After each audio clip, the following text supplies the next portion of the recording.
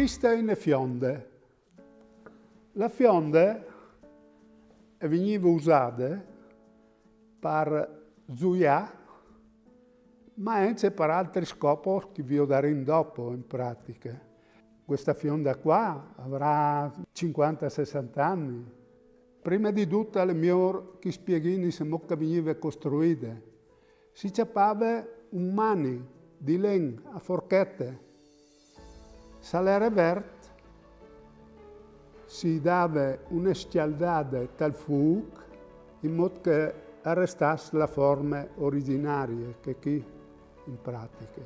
Dopodiché si lava a rovistare tali caselli dei nonnos e si arriva di chattare un tocco di camaradarie di biciclette.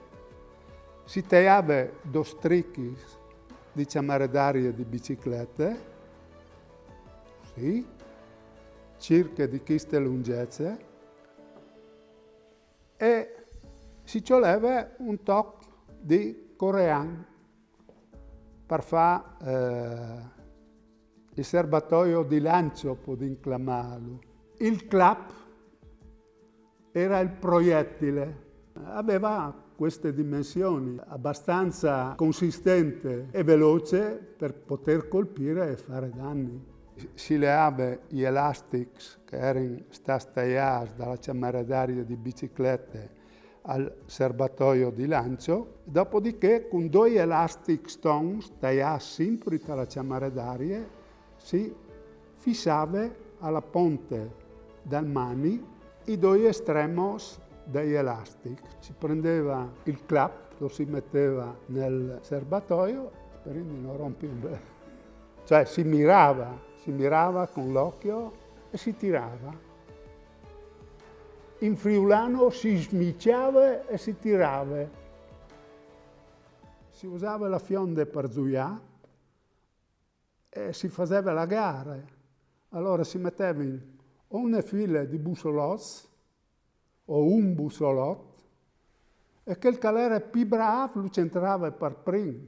Però la fionda serviva anche per mettere qualche volta la cena, perché si la portava da lavoro e quando si lava in campagna si arrivava anche a rimediare qualche euro.